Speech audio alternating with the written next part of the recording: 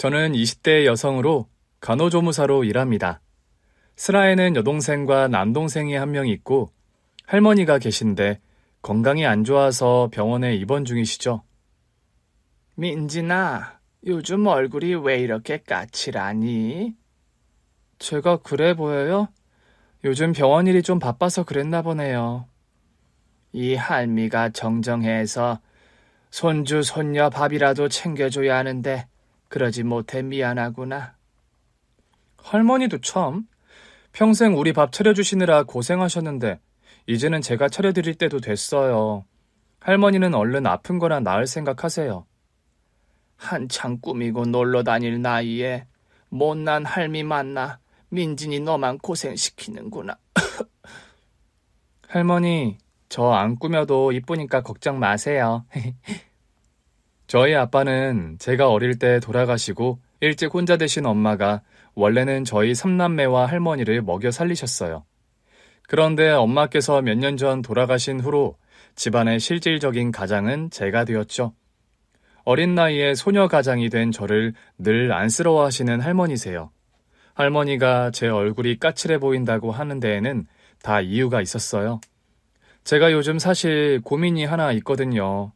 저는 3년 넘게 사귄 남자친구가 있는데 남자친구 직업이 의사입니다. 저는 간호조무사, 남자친구는 의사. 스펙이 차이가 많이 나다 보니까 요즘 남자친구 집안에서 저를 며느리감으로 탐탁지 않아 한다는 것을 알게 됐죠. 엄마는 왜 사람을 직업으로 평가하세요? 그리고 간호조무사가 뭐가 어때서요? 간호조무사면 4년제 대학 나온 정식 간호사도 아니잖니. 듣자 하니 할머니의 동생들까지 거두는 고아나 다름없는 애라며. 고아라뇨? 민진이는 부모님 다 생존해 계시다 일찍 돌아가신 거예요. 그게 고아지 달리 고아니? 연애까진 내가 터치 안 한다. 네 나이에 연애하는 일까지 막을 도리는 없으니까. 그렇지만 그런 여자애랑 결혼은 절대 안 돼. 알아들어? 저는 주말에 예고 없이 남자친구 집 앞에 갔다가 현관에서 남자친구와 남자친구 어머니가 하는 대화를 엿듣고 말았어요. 얼른 골목 뒤로 몸을 숨겨서 제 존재를 들키지도 않았고 남자친구 어머니 얼굴을 보지도 못했지만 그 카랑카랑하고 날선 목소리에서 느껴지는 까칠함과 만만치 않음이 보통이 아니란 걸 단박에 알 수 있었죠. 남자친구 어머니가 차를 타고 사라지시는 것을 보고 저는 남자친구가 혼자 자취하는 집으로 들어갔습니다. 오빠, 어머니가 나 마음에 안 들어 하시나 보네? 민준아, 너 혹시 다 들었어? 들으려고 해서 그런 건 아니고 샌드위치를 좀 만들었는데 가져다 주려고 왔다가. 우리 엄마가 하는 말 하나도 신경 쓸 거 없어. 부모님이 아무리 반대하셔도 난 너랑 결혼할 거니까. 우리가 무슨 벌써 결혼이야. 아직 오빠 병원 개업한 지 얼마 안 됐고 나도 갈 길이 먼데. 무슨 소리야. 너 저번까지는 나랑 빨리 결혼하는데 동의했잖아. 어머니 말씀 맞다나 나랑 오빠가 차이가 많이 나잖아. 오빠가 지금은 사랑에 눈이 멀어서 날 좋다고 하지만 결혼은 현실이라는데 나중에 후회하게 되면 어쩌려고 그래. 너 자꾸 이상한 소리 할래? 우리 엄마가 그런 소리 하는 거 들었다고 너까지 흔들리면 어떡해? 흔들리는 게 아니라 난 냉정한 현실을 얘기하는 거야. 이 바보야. 넌 나를 그렇게 못 믿어? 내가 너 없이 못 산다는 거 뻔히 알면서 그러니? 오빠도 참, 누구 없이 못 산다는 게 어딨어. 너 자꾸 이상한 소리 할래? 우리 엄마가 하는 소리 들어서 속상한 건 알겠는데 너랑 결혼한다는 내 결심에는 변함없어. 맨날 데이트하다 널 집에 돌려보내는 일도 이제 더는 싫어. 민지 너랑 빨리 결혼해야 내가 이래도 더 집중이 잘 될 것 같아. 오빠네 집에서 날 안 받아들이실 것 같은데. 나라도 솔직히 나 같은 여건의 며느리 반기긴 힘들 것 같아. 뭔 소리야 그건 또. 내가 간호조무사라는 오빠 스펙에 뒤처지는 조건 말고도 나는 내가 돌봐야 하는 동생이 둘에 할머니까지 계시잖아. 결혼하면 그건 내가 짊어진다고 했잖아. 민지 넌 그냥 내 곁에 있어주기만 하면 돼. 그게 네가 할 일이야. 오빠, 말은 고마운데 어머니 마음은 또 그게 아닐 거야. 그게 당연하고. 민진아, 네가 우연이라도 그런 얘기 듣게 해서 미안해. 네가 흔들리는 거 나도 이해하는데 여기서 스탑해. 부모님 반대하시면 나 절연해서라도 너랑 결혼할 거야. 결혼은 너랑 나 두 사람이 하는 거야. 내 인생의 여자는 민지인 너 하나밖에 없다고.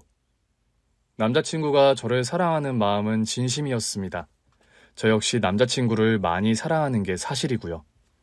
현실 타령하면서 우리 결혼이 힘든 게 사실이란 말을 하긴 했지만 저 역시 남자친구와 헤어진다는 생각조차 하기 싫어요. 남자친구는 이비인후과 의사입니다. 남자친구의 개원한 병원에 제가 출근을 하게 되면서 처음 만났고 저희는 누가 먼저랄 것도 없이 첫눈에 서로에게 반해서 연인이 되었죠. 정우 씨가 너밖에 모르는데 뭐가 걱정이니? 시어머니 되실 분이 날 완전히 싫어하셔. 시어머니들은 다 며느리 별로 안 좋아해. 그게 대부분의 국룰이고 그냥 그러려니 해. 객관적으로도 솔직히 내가 오빠한테 조건이 많이 처지잖아. 오빠는 의사고 집안에 돈도 많은데 솔직히 나보다 더 좋은 여자 만나 결혼할 수 있는 사람인 거 사실이니까. 너 설마 정호 씨랑 헤어질 생각이니? 그런 거 아니지? 오빠 어머니가 나에 관해 하는 얘기 우연히 들었는데 결혼을 해도 가시밭길일 거란 생각이 들어서 우울하다. 결혼을 뭐 남편이랑 하지 시어머니랑 하니? 벌어진 일도 아니고 벌써부터 너무 걱정하지 마, 민진아. 너 20대 내내 거의 제대로 된 연애도 못하고 동생들이랑 할머니 돌본다고 고생만 했는데 어렵게 찾아온 좋은 인연 절대 놓치지 말고, 응? 친구는 저를 위로해줬지만 저는 남자친구와 결혼을 앞두고 고민이 많이 되는 게 사실이었죠. 아직 동생들이 중학생, 고등학생들인데 동생들만 두고 제가 시집을 가는 것도 무리인 것 같다는 생각이 들었고요.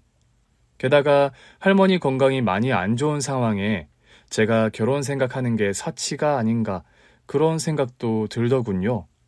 이런저런 걱정으로 심란한 하루하루를 보내던 어느 날이었어요.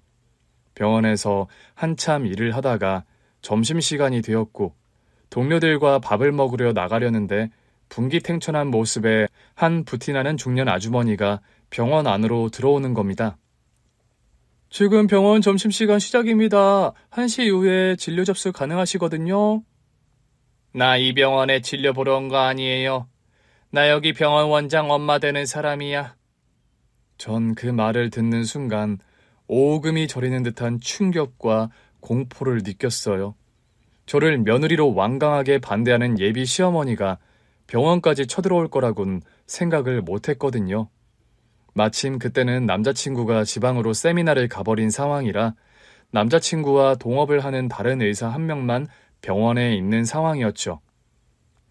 여기 간호사들 중에 김민진이 있지? 민진이가 누구야? 고아 출신 간호조무사인 내가 의사인 남편과 사랑에 빠져 결혼을 약속했더니 병원에 내 머리끄덩이 잡으러 온 예비 시어머니였습니다. 당장이라도 제 머리채를 잡을 것 같은 그 분기탱천한 기세에 저도 모르게 위축되는 마음이 들더군요. 그렇다고 모른 채 할 수도 없는 노릇이라 저는 두려운 마음에 겨우 뒤돌아서서 제가 손을 들었어요. 그런데요, 바로 그 순간 믿을 수 없는 일이 벌어졌습니다. 예비 시어머니 되실 분이 제 얼굴을 보자마자 행가래를 쳐주시며 저를 반기시는 겁니다. 저는 순식간에 태도가 돌변한 시어머니를 이해할 수가 없었어요. 민진이 너 여마 성함이 선옥자 씨 맞지? 어떻게 저희 엄마 이름을 아세요? 의심하기엔 말도 안 되게 옥자 씨랑 네 얼굴이 붕어빵이구나 세상에. 그런 말을 하면서 제 얼굴을 이리 보고 저리 보는 시어머니였어요. 안 그래도 옥자 씨와 연락이 끊겨서 답답했는데 너희 어머니 지금 어디 계시니? 저희 엄마요? 저희 엄마 7년 전에 베트남에서 돌아가셨어요. 뭐? 베트남 건너가서 한인 민박인가 한다는 소리는 들었는데 거기서 돌아가셨다고? 네, 베트남서 사촌이 하시는 민박집 일 도와주시다가 현지에서 교통사고로 그만. 그래서 옥자 씨와 그 후로 연락이 안 되었던 거로구나. 난 그런 줄도 모르고 옥자 씨가 내 연락을 안 받은 거라고 생각했는데. 그런 말을 하면서 저희 엄마 소식을 듣자마자 오열을 터뜨리는 시어머니였어요. 저는 예비 시어머니의 그런 반응이 쉽게 이해가 가지 않는 게 사실이었죠. 대체 과거에 무슨 인연이었길래 이런 반응을 보이실까 궁금하더군요. 저희 어머니를 어떻게 아세요? 민진아, 일단 사과부터 할게. 민진이 네가 옥자 씨 딸이라는 걸 알았더라면 내가 너를 찾아와서 타박할 생각을 절대 못했을 텐데. 세상에. 그런 말을 하면서 저를 덥석 끌어안는 예비 시어머니였습니다. 미안하다, 민진아. 내가 은인의 딸을 몰라보고 박대를 하다니. 하마터면 내가 정말 천벌받을 짓을 할 뻔했구나. 그 후로도 한참을 오열하던 예비 시어머니는 겨우 감정을 추스르고 과거 이야기를 하기 시작하시더군요. 너희 엄마 옥자 씨는 과거에 우리 집에서 가정부 일을 오래 하셨어. 베트남 가기 전에 저희 엄마가 가정부 일하셨던 거는 저도 기억해요.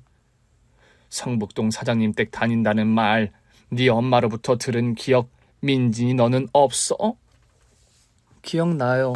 엄마가 아침에 출근하실 때마다 엄마 성북동 일 다녀올게 하시곤 나가셨으니까요.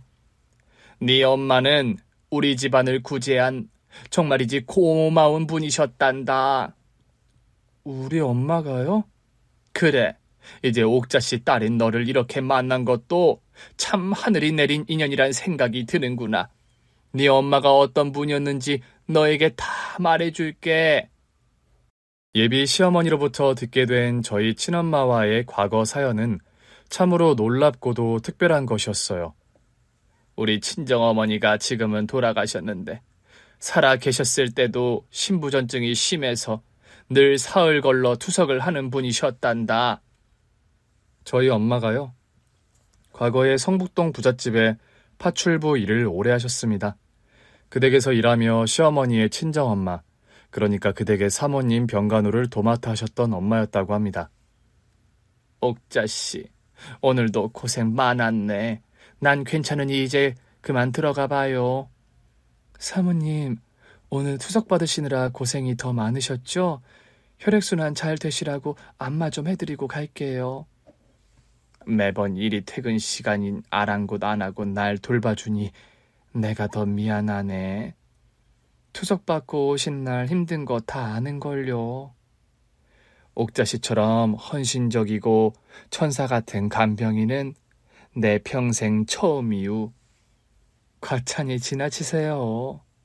아니야, 내가 언제 빈말하는 거 봤어? 내가 젊어서부터 몸이 약해 종합병원이란 별명이 붙은 사람이라 늘 간병인을 써왔지만 옥자씨같이 진심으로 아픈 사람 돌봐주는 간병인은 없었다우. 엄마는 시어머니와 친정엄마, 그 댁의 사모님을 극진히 간호했고 그 덕에 사모님의 두터운 신망을 받으셨다고 하더라고요. 아직 퇴근 안 했어요? 아, 네, 이제 하려고 합니다. 엄마가 한참 사모님 안마를 하는데 안방문을 벌컥 열고 들어오는 사장님, 시어머니의 친아버지였죠. 이혼 도장 대체 언제 찍어줄 거야? 내가 누구 좋으라고 이혼 도장을 찍어주죠? 이제 와서 나랑 법적으로 부부로 남는 게 무슨 의미가 있어? 무슨 의미라니요? 내가 뭐 당신 좋아 이혼 안 해주는 줄 알아요? 생때 같은 내 자식들 권리 생각해서 그러는 거지. 평생 아파서 골골거린 거 말고 아내 자리 제대로 한 것도 없으면서 언제까지 내 발목 잡을 셈이야? 딴 집 살림 차리니 아주 이혼 못해 눈이 돌았나 본데. 1000년 아니 만년을 기다려 봐요. 내가 이혼해 주나? 에이, 정말 지긋지긋한 여편네야. 그러니 내가 정이 떨어지지 안 떨어지나? 안방문이 부서질 정도로 세게 닫고 나가버리는 사장님이었죠. 그 당시 시어머니의 아버지는 비서로 부리던 여자와 바람이 나서 딴 살림을 차린 상황이었다고 합니다. 이런 얘기 참 부끄러운 가정사다만 이제 민진이 네가 며느리가 될 나이니 다 까놓고 오픈하마. 당시에 우리 아버지가 아주 바람이 나서 제정신이 아닌 상황이었다. 대놓고 할머니께 이혼을 요구하셨다고요? 그래. 우리 엄마는 안 그래도 투병하느라 힘든 상황이었는데 그런 엄마를 찾아와서 매일 이혼을 종용하는 아버지였어. 아무리 아버지였어도 그런 모습을 용서하기 힘든 나였고. 시어머니는 그래서 당시 아버지와 불화가 심했다고 합니다. 아빠, 오늘 또 엄마 찾아가서 이혼서를 내미셨다면서요? 네 엄마가 또 너에게 일러 바치니? 아빠, 대체 엄마에게 왜 그렇게 잔인하세요? 딴 살림 차리셔도 그냥 아픈 엄마 몰래 만나시면 안 되냐고요. 네가 엄마 편 드는 건 이해하다만 아비한테 감히 이래라 저래라야? 아버지, 제발 엄마랑 제 입장도 좀 생각해 주세요. 아버지 연세도 있으신데 대놓고 젊은 여자랑 딴 살림 차리는 거 자식 입장에서도 보기 힘든 게 사실이라고요. 고얀 녀석 같으니라고. 네가 아무리 그런 소리 한다고 해서 이제 와서 달라질 건 아무것도 없다. 난 네 엄마와 평생 참을 만큼 참으며 살아왔어. 평생을 골골거리며 아픈 여자 데리고 사는 게 어디 쉬운 줄 아니? 누가 들으면 뭐 아버지가 병수발이라도 하신 줄 알겠어요. 뭐? 뭐라고? 아버지, 입장 바꿔 생각해 보세요. 제가 시집가서 엄마가 받는 거랑 똑같은 취급 남편한테 받는다고 생각하면 아버지 괜찮으세요? 그게 지금 말이냐 막걸리냐? 아버지 사업 지금 이만큼 일구고 회장님 소리 들으시는 것도 솔직히 외할아버지 투자랑 뒷배경 작용해서잖아요. 그렇게 외할아버지 살아계실 때 아들 같은 사위 노릇 약속하셨으면서 이제 와서 이런 식으로 엄마를 배신하세요? 과거의 장인어른 덕 봤으니 평생 머슴처럼 살란 말이냐? 딸이 돼서 그게 애비한테 할 소리야? 아버지, 제 말은 그런 게 아니라요. 듣기 싫어? 너도 네 어미를 꼭 빼닮아 드세고 독한 말본새 딱 듣기 싫구나. 날 아버지로 인정 안 하는 딸내미는 나도 딸로 인정할 수 없어. 저희 시어머니가요, 성정이 아주 불같고 아니다 싶은 상황에 상대가 누구든 직원을 서슴지 않는 성격이시라고 합니다. 과거사를 들어보니 그런 분이란 생각이 저도 들 정도였으니까요. 아픈 엄마를 두고 버젓이 딴 살림을 차린 아버지를 받아들이지 못하는 시어머니셨고 매번 총대를 매서 아버지와 언쟁을 벌이셨다고 합니다. 그러다 보니 점점 아버지와 사이가 멀어지는 시어머니셨고 그걸 더 부채질하는 게 상간녀였다고요. 아니, 딸에게 그런 소리를 듣고도 가만히 있었다는 거예요? 듣기 싫은 말이지만 그 애가 하는 소리가 틀린 말도 아니긴 해. 그런 식으로 오냐오냐 받아주니 아버지 무서운 줄도 모르고 그리 날뛰죠. 회장님, 제가 나이도 어린데 얼마든지 회장님 아들 줄줄이 낳아드릴 수 있어요? 이 나이에 무슨 또 후사를 보나? 어머, 회장님 말씀 그렇게 서운하게 하시기에요? 제가 얼마나 회장님 사랑하는지 아시면서 그래요. 여자는 자기가 사랑하는 사람 아이는 열이라도 낳고 싶은 게 인지상정이라고요. 서운하라고 한 소리는 아니야. 저 이미 마음 상했어요, 회장님. 어떻게 제 진심을 그렇게 몰라주세요, 네? 참 서운하라고 한 소리가 아니라니까. 알았어요, 회장님. 그러니까 저 회장님 아이 낳게 해주세요. 그리고 아버지 무서운 줄도 모르고 버르장머리 없는 딸내미는 좀 정신 차리게 혼쭐을 내시고요. 혼쭐을 뭐 어떻게 내? 다 큰 녀석을. 한동안만 호적에서 파버리세요. 그러면 겁 집어먹고 회장님께 건방지게 싫은 소리 못할 거 아니에요. 그런 식으로 되도 않는 이간질을 일삼는 상간녀였다고 합니다. 그 와중에 시어머니 모친의 병세는 하루가 다르게 악화되어 갔다고요. 사모님, 오늘 컨디션 많이 안 좋으세요? 신장 기능이 이제 바닥이라고. 이식수술 아니면 답이 없다고 하더군. 사촌 누이분께서 수술해 주시겠다 하더니 왜 갑자기 마음을 바꾼 거래요? 그러게, 사람 마음은 알다가도 모를 일이라니까. 그런데 생각해보면 이해는 가. 신장 한쪽 뚝 떼어주는 일이 어디 쉬운 결심으로 되는 일인가? 사모님 건강이 나날이 나빠가는데 너무 걱정이네요. 뭐 어찌 보면 난 이런 몸 상태로 살 만큼 산 것도 사실이야. 그런 말씀이 어딨어요. 신장 이식 수술 받으시고 건강 회복해서 더 오래오래 사셔야죠. 공여자 기다리는 게 쉬운 일이 아니라오. 그거 기다리다 황천길 가는 신장병 환자들이 한둘이 아니니까. 시어머니의 엄마에게 원래는 그댁 사촌누이라는 분이 신장 이식 수술을 해주기로 하셨답니다. 그런데 돌연 마음을 바꾼 사촌누이였죠. 언니 건강 많이 안 좋아요? 네, 아무래도 이식 수술 받으셔야 하는 상황인데 차일피일 미뤄져서요. 내가 입장이 참 난처하게 됐네. 애초에 헛입을 놀려서 그만. 가끔 집에 방문을 해서 시어머니의 엄마, 그러니까 당시 사모님의 건강 근황을 자꾸 살피는 사촌 누이였다고 합니다. 그런데 뭔가 그 사람에게 이상한 낌새를 친 엄마셨죠.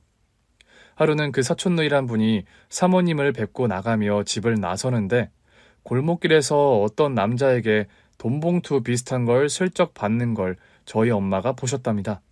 당장 그 남자를 쫓아간 엄마는 캐물었죠. 아저씨, 지금 저 아주머니께 드린 게 뭐죠? 남자는 처음에 횡설수설하며 거짓말을 하면서 도망을 가려고 하더래요. 엄마는 마침 그날 사모님 댁에서 월급 봉투를 받은 날이라 가방 안에 현금이 제법 두둑했다고 합니다. 아저씨, 이거 내 한 달치 월급이에요. 이거 다 아저씨 드릴 거니까 뭔 일인지 싹 다 이실직고 하세요. 엄마의 딜에 넘어간 그 정체불명의 남자가 그런 말을 하더랍니다. 전 그냥 시키는 대로 했을 뿐이에요. 이댁 회장님과 같이 사시는 작은 사모님이 저 아주머니께 돈봉투 전해달라고 해서요. 작은 사모님이요? 참, 회장님과 살림 차린 여자 말하는 거예요? 저한테 이런 얘기 들었다고 하시면 절대 안 됩니다. 알고 보니까요, 사촌누이라는 친척 어른에게 돈으로 사주를 해서 사모님께 신장 이식 수술 해주기로 한 걸 못하게 막아버린 상간녀였어요. 이런 사실을 밝혀낸 엄마는 자초지정을 사모님과 당시 시어머니께 죄다 말씀을 드렸다고 합니다. 뭐라고? 그 여자가 그런 일을 벌여? 정말 듣자 하니 기가 막히네요. 옥자씨가 돈봉투 건네니 그 작자가 그런 말을 해요? 네, 회장님과 살림 차렸다는 그 여자분 성함까지 그 남자가 정확하게 알고 있었습니다. 옥자씨 정말 고생하셨어요. 우린 그런 못돼 먹은 계략이 있었는지조차 모르고 있었네요. 이런 악독한 것을 봤나? 그건 그렇고 사모님 건강이 제일 걱정이네요. 저도 사실 그게 제일 걱정이에요. 딸인 제가 신장을 드리면 좋은데 저 역시 한쪽 신장밖에 제 기능을 못하는 터라. 저희 시어머니가요, 친정어머니 체질을 닮아서 신장이 좋지를 않아 이식수술이 불가능한 상황이었다고 합니다. 사모님, 아가씨, 확률은 희박하겠지만 제가 한번 검사를 받아볼까요? 네? 옥자씨가요? 아니, 그게 무슨 말이야. 옥자씨가 왜 그런 검사를 받아? 사모님 목숨이 걸린 일인데 제가 한번 검사를 받아보겠습니다. 엄마의 결단으로 기증자 적합검사를 받았는데 놀랍게도 기증이 가능하다는 결과가 나왔다고 하더라고요.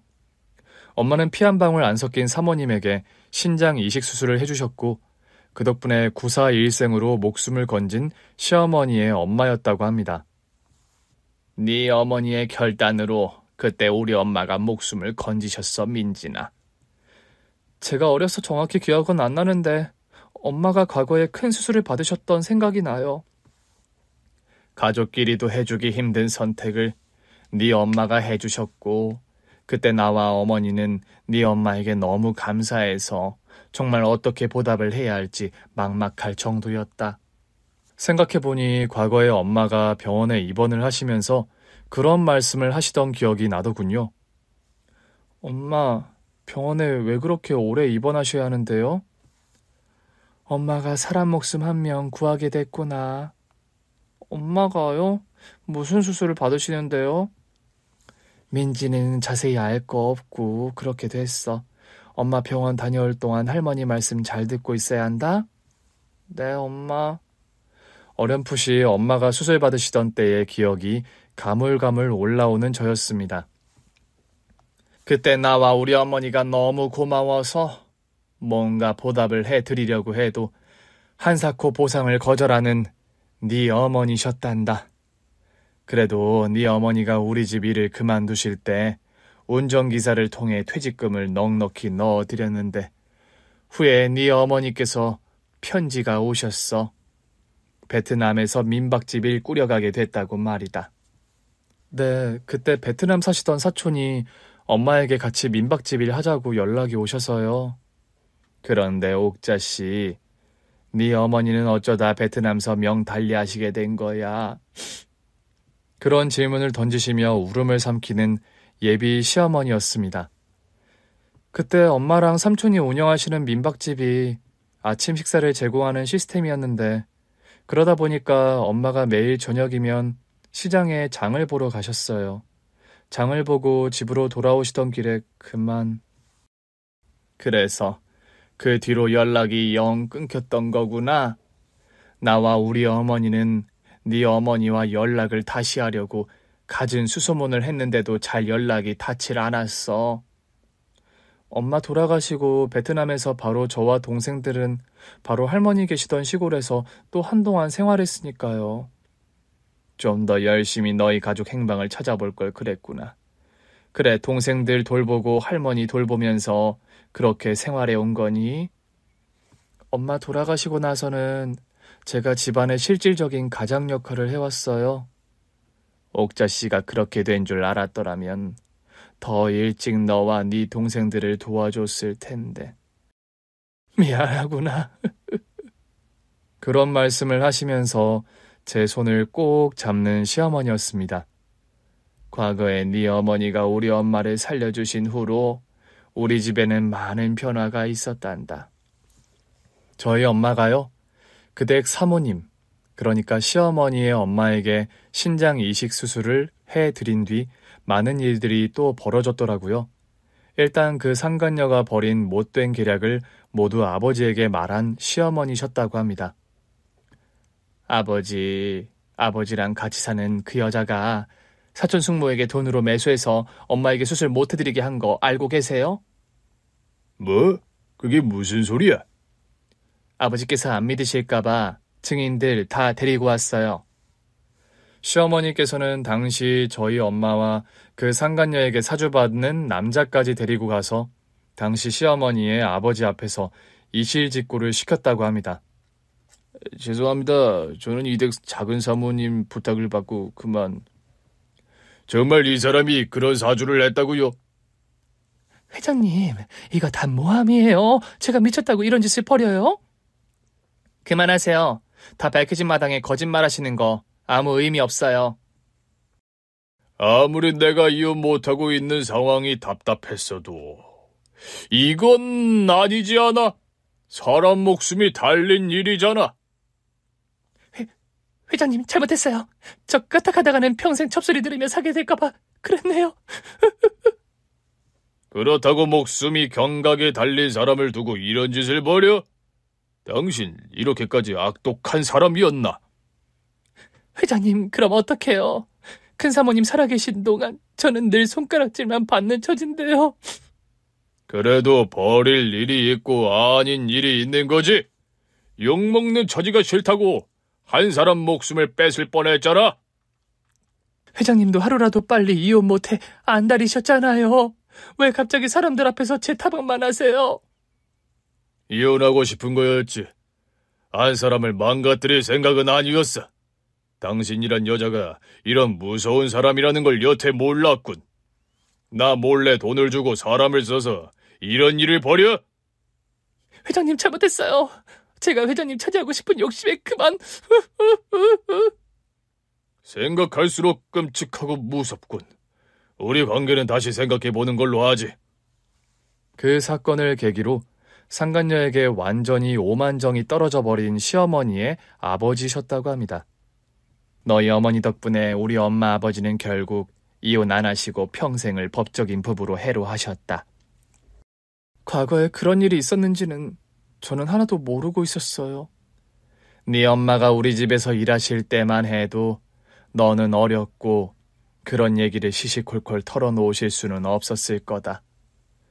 그럼 어머님의 어머니, 그러니까 할머니께서는 그 후로 오래 사신 건가요? 네 어머니 신장 이식수술 받고 나서 10년을 더 사셨어. 우리 엄마 목숨 구해준 데다가 풍비박산 날 뻔한 우리 집 명의를 지켜준 것도 다 네 어머니 오키 씨 덕분이란다. 저희 엄마와의 인연이 밝혀진 그날부터 저는 갑자기 환영받는 며느리가 되었습니다.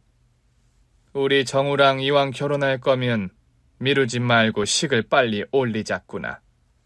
네? 아니 왜 그렇게 놀라는 얼굴로 물어? 저와 정우 씨 결혼 탐탁지 않아 하시는 걸로 알고 있었어서요. 그건 네가 옥자 씨 딸인 걸 몰랐을 때 얘기 아니니. 나나 돌아가신 우리 엄마는 언제고 네 어머니를 만나 은혜 갚을 날만 기다려 왔단다. 저희 엄마가요, 그런 큰 수술을 해주고도 아무런 대가를 받지도 원하지도 않으셨다는 겁니다. 널 이렇게 우리 집 며느리로 만나게 되느라고 마음의 빚이 남아있었다는 생각도 든다. 민진아, 내가 못 모르고 널 반대하고 박대한 거 부디 잊어다오. 응? 그런 말로 저에게 진심으로 사과까지 하시는 시어머니셨죠. 갑자기 뒤바뀐 시어머니의 태도가 어리둥절하고 낯설게 느껴지기도 했어요. 그런데도 사랑하는 남자친구와 현실적인 발목 때문에 헤어지지 않아도 된다는 사실이 무척 기쁘더군요. 민진아, 엄마한테 다 얘기 들었어. 너희 어머니께서 우리 집에서 오래 일하시던 분이라고. 그러게 말이야. 사실 오빠가 세미나 갔을 때 어머니께서 병원으로 찾아오셨었어.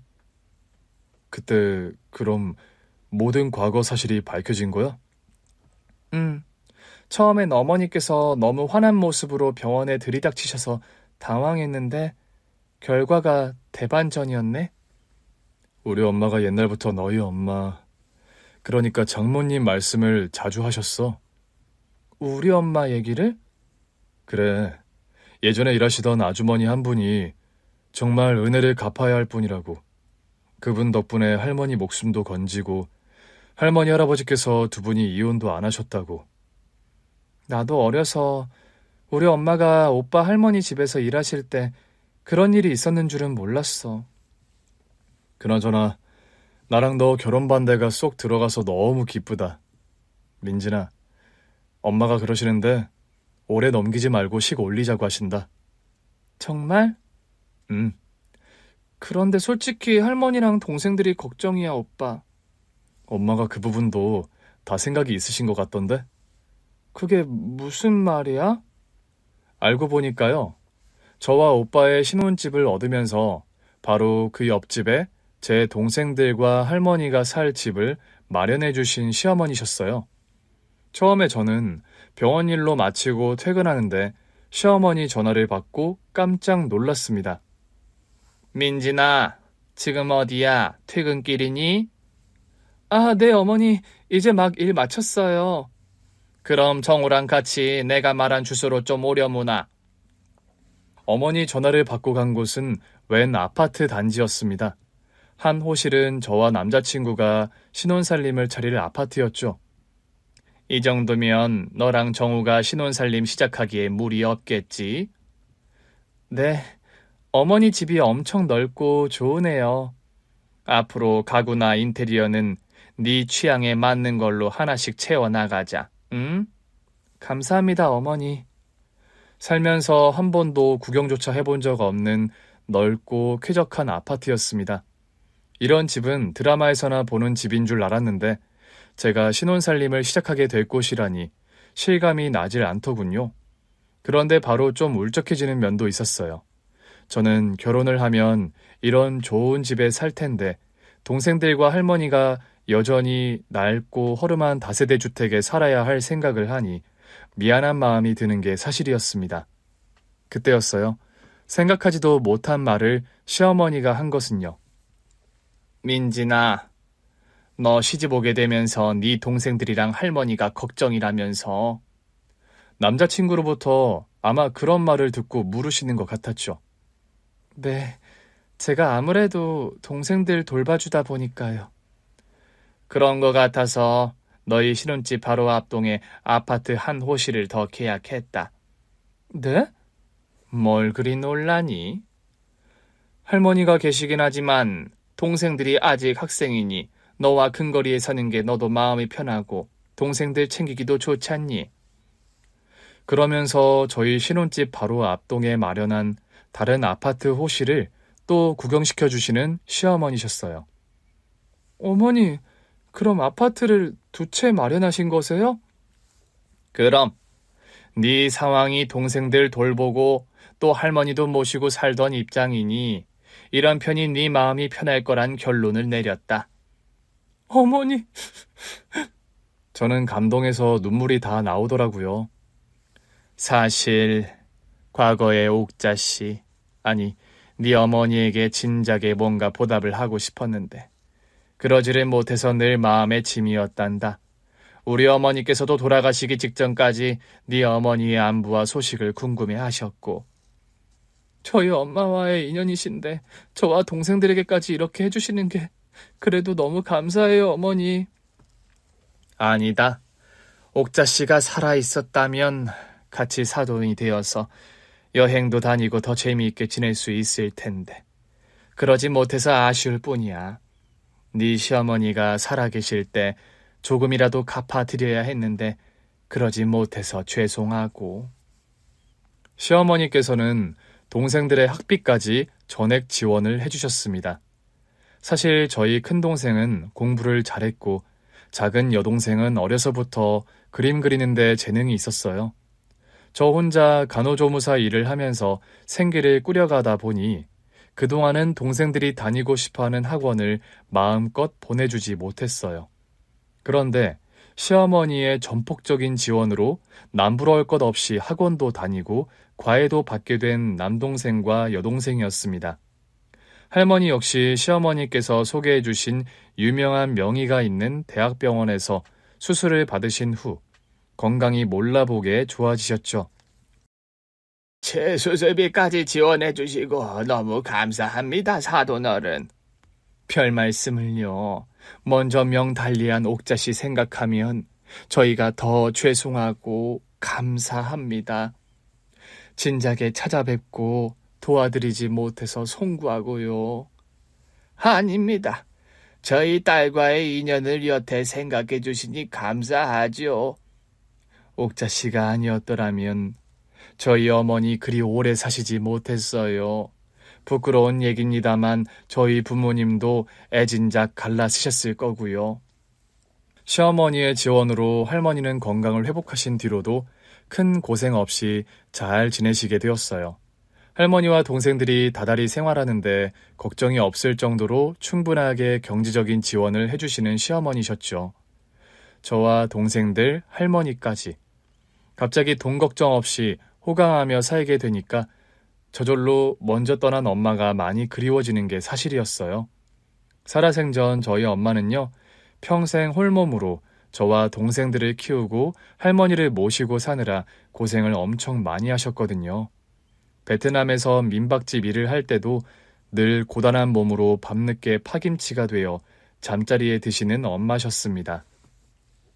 엄마, 어깨 좀 주물러 드릴게요. 저랑 효진이는 다리 좀 주무를게요. 아이고 됐다. 시간이 몇 시인데 안마야. 너희들도 학교 다니고 공부하려면 피곤한데. 그래도 제일 피곤한 건 엄마세요.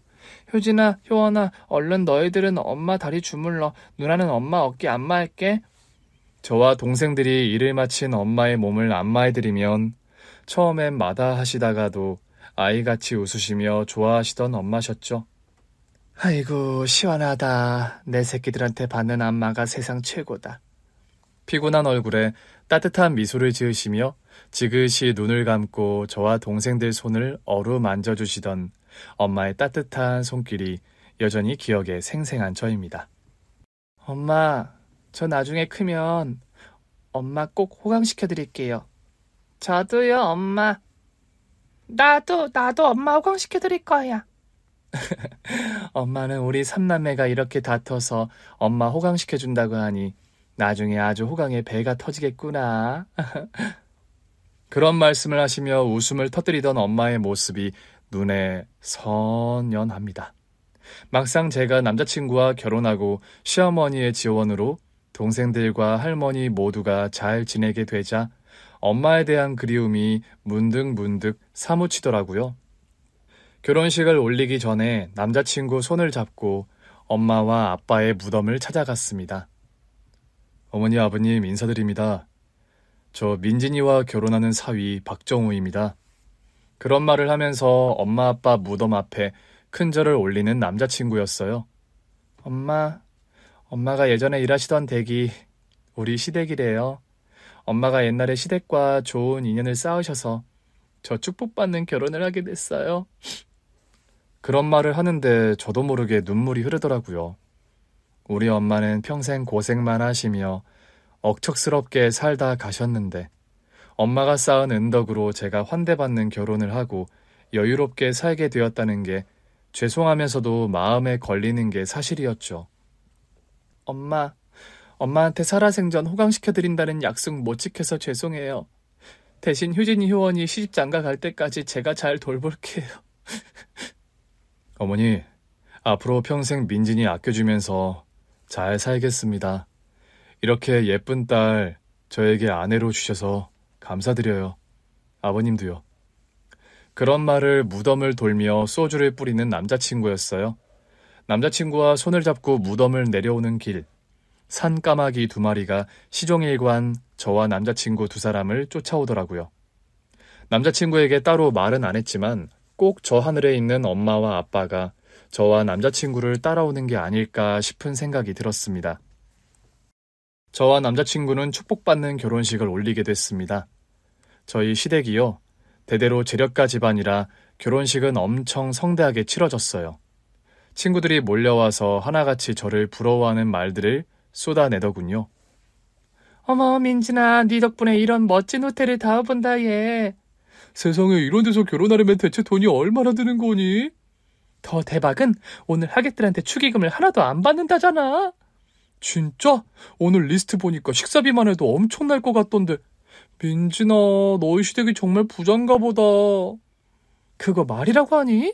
민진이네 시아버지 쪽은 대대로 의사 집안, 시어머니 집안은 또 탄탄한 중소기업 재벌가잖아. 민진아, 너 20대 내내 동생들 공부시키고 할머니 병간호한다고 고생만 하더니 드디어 복 터졌구나, 기집애야. 민진이처럼 착한 애가 복을 받아야 한다니까.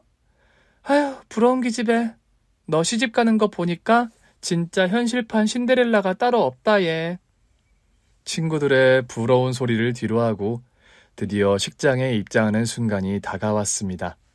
혼주석에는 할머니 혼자서 앉아 계셨지만 저를 보며 환하게 웃으며 손을 흔드는 할머니셨어요. 따로 입장은 하지 않고 남자친구와 동시 입장을 하기로 했습니다.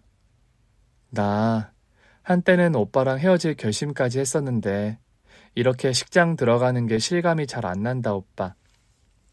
내가 말했잖아. 나 무슨 일이 있어도 너와 결혼한다고.